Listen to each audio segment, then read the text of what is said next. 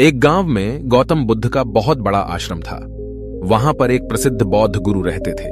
वहां पर उनका एक शिष्य बहुत बोलता था।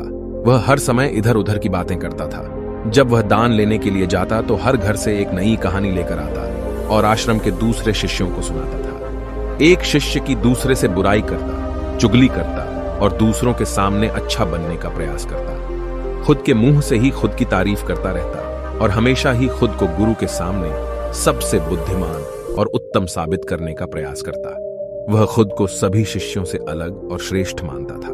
उसका कहना था कि मैं एक अमीर घर का बालक हूं। अगर मैं चाहता तो एक आरामदायक और सुविधाओं से भरा जीवन जी सकता था, लेकिन मैं वह सब छोड़कर यहां आ गया क्योंकि मुझे सत्य की खोज करनी है, खुद को जानना है, जीवन को जानना है। इसीलिए मेरा त्याग तुम सबसे बड़ा है। एक दिन गुरु ने आश्रम के सभी शिष्यों को बुलाकर कहा, आप सभी को अगले 1 महीने के लिए कोई ना कोई संकल्प लेना है। इससे आपकी संकल्प शक्ति मजबूत होगी और आप में आत्मशक्ति का संचार होगा। आप सभी अपने सामर्थ्य के अनुसार कोई भी संकल्प ले सकते हैं और यदि 1 महीने से पूर्व आप में से जिसका भी संकल्प टूट जाएगा तो वह अपनी पुरानी दिनचर्या में वापस आ जाएंगे। सभी शिष्यों ने अपनी शक्ति के अनुसार छोटे बड़े संकल्प लिए और गुरु को अपने अपने संकल्प के बारे में बताकर वहां से चले गए। लेकिन वह शिष्य जो खुद को सबसे अलग और बड़ा दिखाना चाहता था, वह सीधे गुरु की कुटिया में पहुंच गया और बोला, मैं कोई छोटा मोटा संकल्प नहीं लेना चाहता, बल्कि खुद की ही जैसे एक बड़ा और महान संकल्प लेना चाहता हूं। कृपया आप ही बताएं क्या संकल्प लेना चाहिए। उसकी यह बात सुनकर गुरु मुस्कुराए और बोले, क्या तुम मेरे द्वारा दिए गए संकल्प को पूरा कर पाओगे? क्या तुम्हारे लिए उसे पूरा करना संभव होगा? शायद नहीं। वह तुम्हारे लिए संभव नहीं है, तुम उसे पूरा नहीं कर पाओगे। इसीलिए तुम खुद ही कोई संकल्प ढूंढो। शिष्य ने कहा, नहीं गुरुदेव, आप जो भी संकल्प मुझे देंगे मैं जरूर उसे पूरा करूंगा।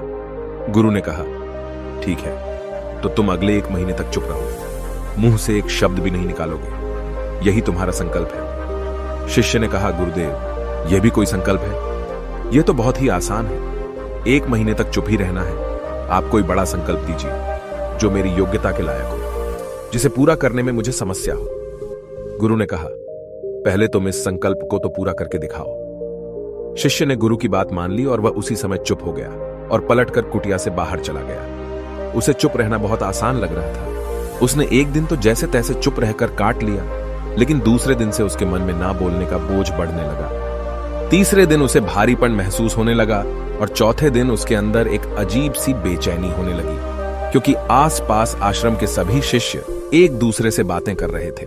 वह भी अपना पक्ष उनके सामने रखना चाहता था, उनकी बोलती बंद कर देना चाहता था, लेकिन उसका संकल्प उसके आड़े आ रहा था।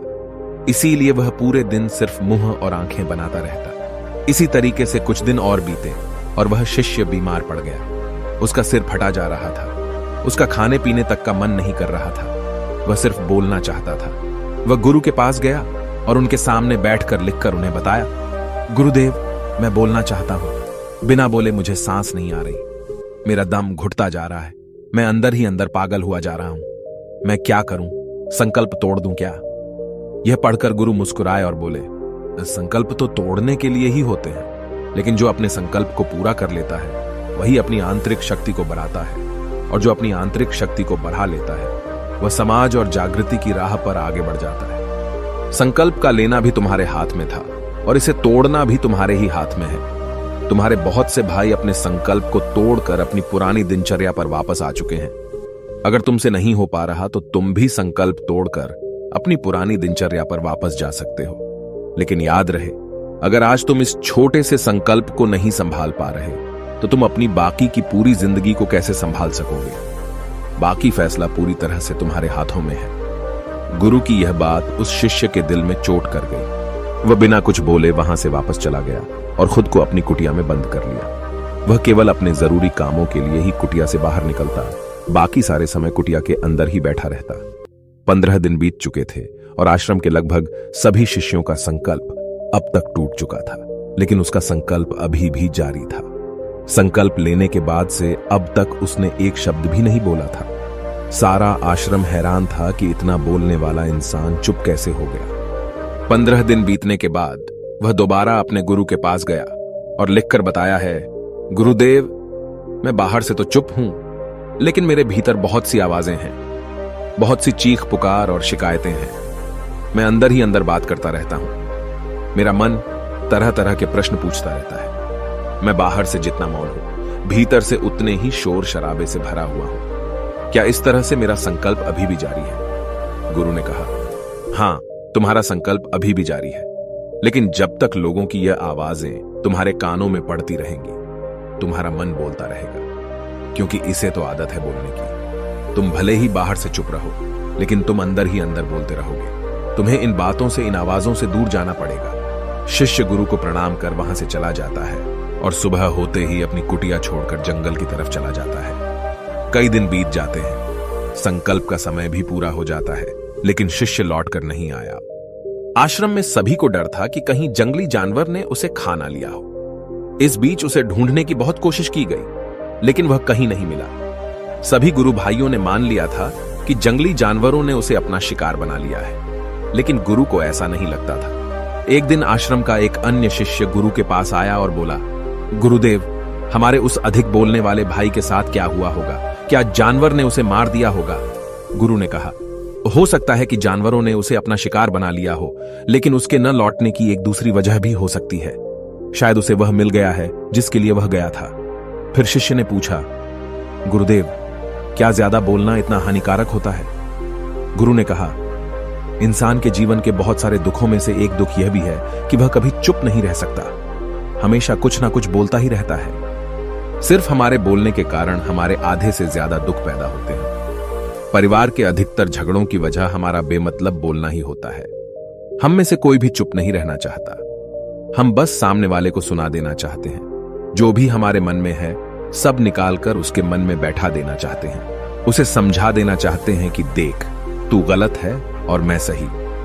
और इस तरीके से सब एक दूसरे की सड़ी गली बातों को ग्रहण कर रहे हैं। इस तरीके से सुनने और सुनाने का यह काम जिंदगी भर चलता रहता है। लेकिन इस नासमझी में हम अपना समय, अपना जीवन, अपनी समझ और सबसे महत्वपूर्ण व कीमती पल जो जिए जा सकते हैं, जिनको अनुभव किया जा सकता है, जिनमें आनंद को प्राप्त किया जा सकता है, यह सब खो देते हैं। लेकिन इसके बदले हमें मिलता क्या है? कुछ नहीं, सब व्यर्थ और बर्बाद हो जाता है।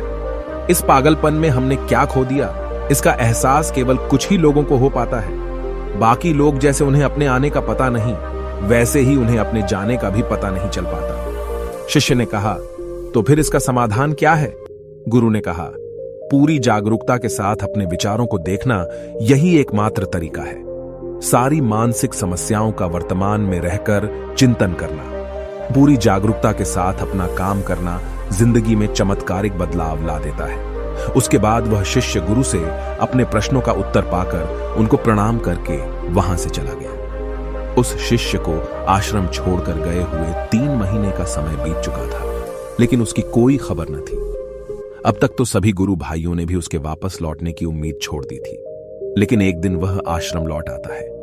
उसे देखकर सभी के आश्चर्य और खुशी का ठिकाना न रहा। लेकिन अब वह नहीं था जो यहां से गया था, वह कुछ और ही बनकर वापस आया था। उसके अंदर एक गजब का बदलाव महसूस किया जा सकता था। उसके चेहरे पर एक गजब का ठहराव और आंखों में बनी शांति थी। आश्रम में आते ही सभी गुरु भाइयों ने उसे चारों तरफ से घेर लिया और बातें करने लग गए। वह भी अपने गुरु भाइयों से बातें करने लगा। उससे बात करने वाले सभी ने यह अनुभव किया कि अब वह पहले जैसा उतावला और बातूनी नहीं रह गया था। उसके मुंह से एक एक शब्द बहुत ही सुलझे हुए और मधुरता के साथ निकल रहे थे। थोड़ी देर तक गुरु भाइयों से बात करने के बाद वह सीधा गुरु की तरफ चला गया। उसने गुरु के चरण छुए और कहा, गुरुदेव, क्या मैं अब भी मौन हूं? क्या अब भी मेरा संकल्प जारी है? गुरु ने कुछ देर तक शिष्य की आंखों में बड़े ध्यान से देखा और कहा, हां, तुम अब भी मौन हो। तुम्हारे मुंह से एक भी शब्द निकल नहीं रहा और तुम्हारा संकल्प अभी भी जारी है। शिष्य ने कहा, गुरुदेव, जब मैं आश्रम से गया तो मैं मुंह से तो चुप था, लेकिन मेरे अंदर बहुत सी आवाजें थीं। मन में बहुत से प्रश्न थे और वह बंद नहीं हो रहे थे, तो मैं जंगल में चला गया, इस उम्मीद से कि वहां मुझे शांति मिलेगी और मेरे मन की बकबक कम हो जाएगी।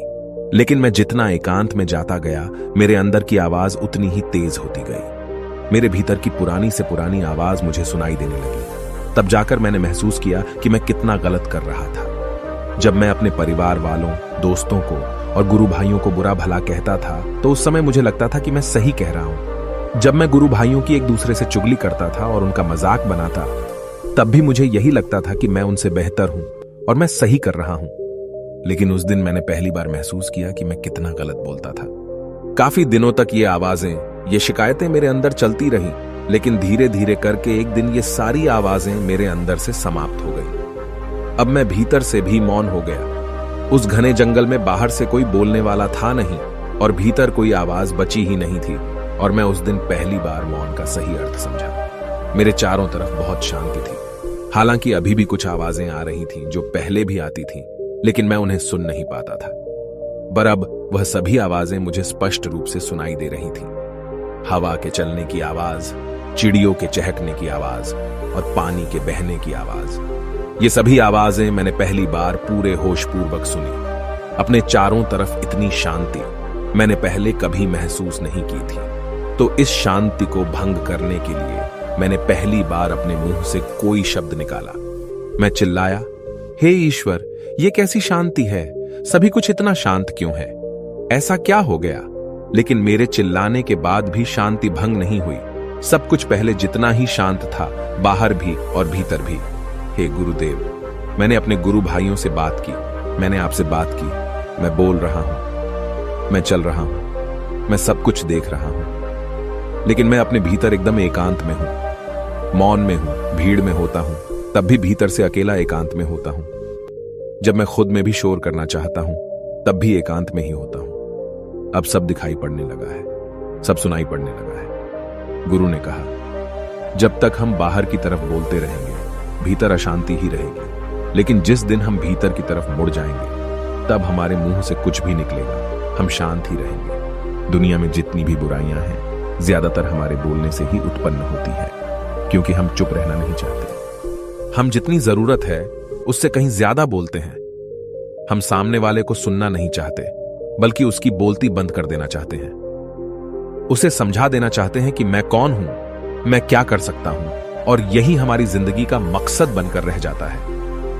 हमारी सारी ऊर्जा व्यर्थ के बोलने में बर्बाद होती रहती है। ऐसे ही समाज में लोगों का जीवन दुखों से भर जाता है, जो हमेशा एक दूसरे को सुनाने में लगे रहते हैं। कभी एक दूसरे को सुनना नहीं चाहते, समझना नहीं चाहते, और चुप रहना तो उन्होंने कभी सीखा ही नहीं, क्योंकि चुप रहना उन्हें छोटा महसूस करवाता है।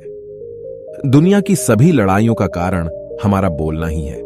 इसलिए हमें सिर्फ उतना ही बोलना चाहिए जितना जरूरी हो, क्योंकि व्यर्थ का बोलना ऊर्जा को नष्ट करना है, और यह बोलना ही हमें कभी अपने भीतर की ओर लौटने नहीं देता, क्योंकि यह हमें बाहर की ओर खींचकर रखता है, और बाहर है ही क्या इस संसार के अलावा। लेकिन अगर अपने भीतर के संसार की ओर मोड़ना है, तो इस मुंह को बंद ही रखना चाहिए। इसीलिए जितने भी बुद्ध हुए, आत्मज्ञानी हुए, वह सभी एकांत की ओर भागे, ताकि उन्हें ज्यादा न बोलना पड़े, ज्यादा सुनना न पड़े। वह एकांत में रहे और शांत रहे, इसीलिए आसानी से भीतर की यात्रा कर पाए। लेकिन अगर कोई चाहे तो इस संसार में रहकर भी एकांत में रह सकता है, शांत रह सकता है। लेकिन इसके लिए उन्हें अपनी ऊर्जा बचानी होगी, जिसे वह अब तक अपने व्यर्थ के शब्दों में बर्बाद कर रहे थे। दोस्तों, इस कहानी की सीख यही है कि व्यर्थ का बोलना ऊर्जा को नष्ट करना है। ज्यादा और व्यर्थ बोलना ही हमें अपने भीतर की ओर लौटने नहीं देता, क्योंकि यह हमें बाहर की ओर झुकाए रखता है, और जिन्हें भीतर की यात्रा करनी है, उन्हें अपने मुंह को बंद ही रखना चाहिए। मुझे उम्मीद है कि आपको यह कहानी पसंद आई होगी और काफी कुछ सीखने को मिला होगा। कहानी के बारे में अपने विचार आप हमें नीचे कमेंट बॉक्स में कमेंट करके बता सकते हैं। जाने से पहले वीडियो को लाइक करें और चैनल को सब्सक्राइब जरूर करें। नमो बुद्धाय।